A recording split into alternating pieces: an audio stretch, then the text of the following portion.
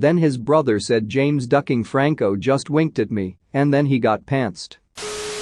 Has anyone had a celebrity NSFW encounter? What's your story?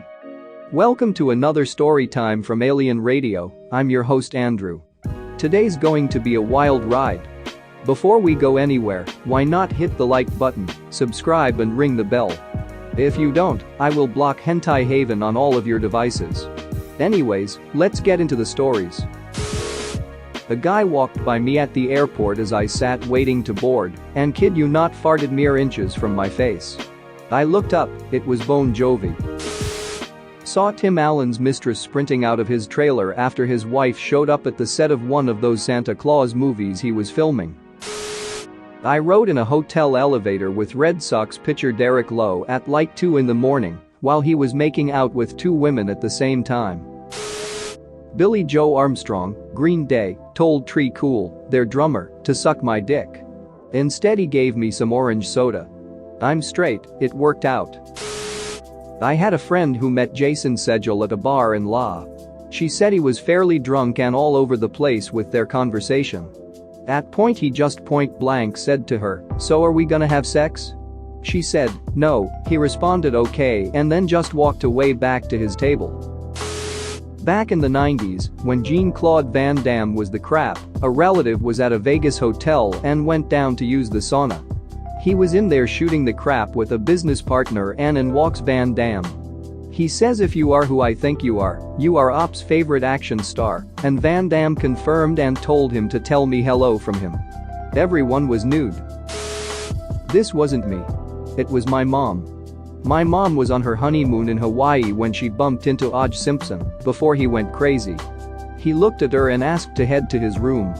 She pointed at her ring finger and said, "Oh, I just got married." He took her hand and put it down, looked at her and said, "That matters, why?" In the end she called over my dad, and he took a picture of her with O.J., which is now forever in her honeymoon album. This is actually from a director I worked with. In the 80s, he was hired as a backstage dresser for a Broadway show that had Patti LuPone in it, and it was his first show.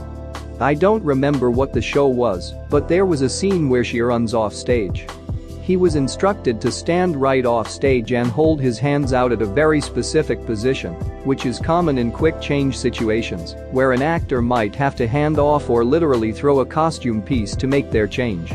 What actually happened is that his hands were in the perfect position to get 2 handfuls of boob. As she ran off stage she pulled her breasts out so that he would grab them. Apparently she likes pranking new crew members. Did a gig with the band Less Than Jake many years ago as a sound guy. They arrived at the venue, bigger than life, promising the whole local crew we'd have a great time, and at the end of the night, beer and blowjobs for all. Can't beat that, right? Show ends, trucks loaded, singer is still hanging around and I walk up to him. He gives me a big hug and says something like, "Didn't I tell you it'd be a good time? Didn't I promise?" In fact it had. It was a good night. But I turned to my new best friend and said it was, but I don't drink, and my dick is still in my pants. This place is pretty empty and I'm here hugging you. Chris, the singer, isn't a particularly large guy. I am. There was a moment of absolute fear in his eyes as I hugged him tighter until he realized I was just kidding. We ended our embrace, they got into their bus and away they went. Fast forward almost a year. Less Than Jake is playing the Warped Tour and I'm in the crowd. During their set, Chris and I make eye contact. And he remembers me. How do I know? He proceeds to yell into his mic. "Hey! Somebody sucked that guy's dick." And then point at me while pretending to blow his microphone. I'm still a fan. I was shooting behind-the-scenes photos of a D-list celebrity boxing tournament in college. After a long day of witnessing the power of egos and 15 mins of fame, the Optimum giving me Advil for my back, Coolio calling me a G, and seeing Jose Canseco put on fake tattoo sleeves, I was ready for a drink. I had been talking to an absolutely beautiful ring girl, and she wanted to join me for a beer after the fights ended. We went upstairs to the bar and she went to get us a table. I went over to the bar and while waiting for the drinks, ducking Ron Jeremy himself came up next to me. He said he had seen me talking to the girl all night and offered to be the wingman for me. Luckily my confidence was already sky high for already getting the girl to come drink with me, so I politely declined and went to join her waiting at a table nearby. He told me to stick my thumb in her butt later for him. Edit. I failed all of you that night. Reddit. We made out for a bit, but she had a flight to catch and I had to drive home. Talk for a bit over texting, but she was never back in my area. I was in the bathroom of a restaurant in Vegas taking a massive crap, in walks someone and sits in the next stall. After a couple moments I hear "Holy crap, what died over there?" I apologize and eventually get up and wash my hands. As I was drying them the other stall flushes and out walks Ryan Ducking Reynolds. If I hadn't have just crap I would have crapped my pants.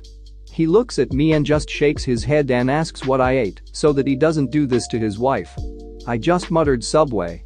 Anyways, we continued talking while he was drying his hands and he asked where my table was. I told him, and by the fate of God he was sitting just a few over. Next thing I know my girlfriend and I are sitting at the same table as Reynolds and his wife. Honestly the best 3-hour dinner I've ever had. I've met other famous people before, but I've never met anyone as genuine and down to earth as him. Edit. Of course this gets all the attention and doesn't get buried. To answer some questions, it was Blake Lively. Yes, he picked up the tab. Yes, they love each other. I'm no expert, but what they have is what I want in the future. And yes, his on-set personality seems to be his off-set personality.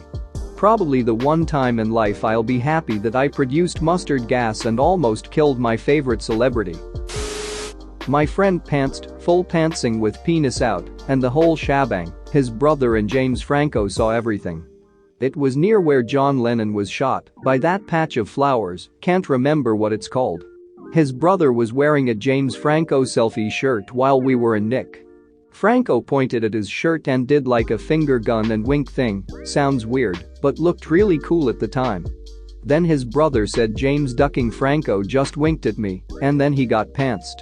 Franco's eyes bulged a bit, and he started laughing and shaking his head. He never broke pace, just kept walking. After he was a ways past us he loudly said "Rockin' shirt man." Edit. Sometimes I lay awake at night wishing I would have been the one who was pantsed. Imagine being able to tell your grandkids that the James Franco saw your throbbing penis in Nick. The wind softly blowing across your exposed schlong as a smile forms on Franco's face. Imagine being the center of James Franco's world, if only but for a second. I know as soon as he graced me with his wink, the blood would rush to the tip of my penis, and then the climax as my pants dropped. Just imagine. Not NSFW as in sex, but had a rather amusing dicks out moment discussing Shakespeare with Leslie Nielsen. I was in Stratford watching a production of Hamlet starring one of his friends. He was sitting somewhere above us, in a private section. After the applause died I made a beeline for the door. I was starving, having had to skip the requisite pre-theater meal, and leveled the head of his entourage bodyguard with my shoulder when he stepped out into the aisle. I still don't know if the guy was protection per se, but he was modestly big and dressed like one.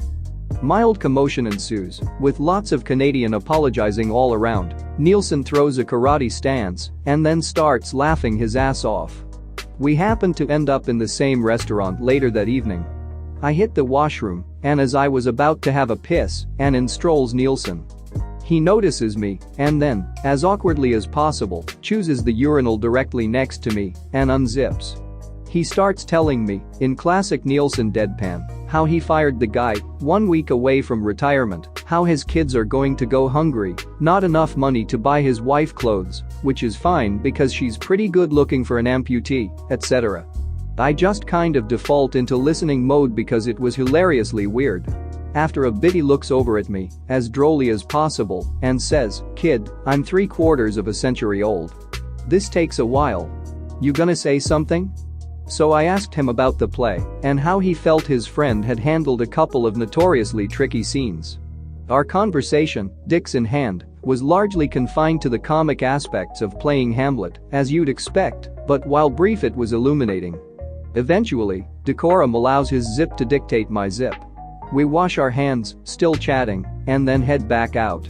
Outside the washroom he extends his hand and says, rather conventionally, "Well, it was a pleasure, Varro," and, impulsively, I shake it, he holds on just a little too long, and then starts grinning lewdly at me and repeats, "A pleasure, I ducking lost it." He walks back to his table. Rip you glorious son of a bitch. Thanks for watching. What did you think of the story time? Let me know in the comments below.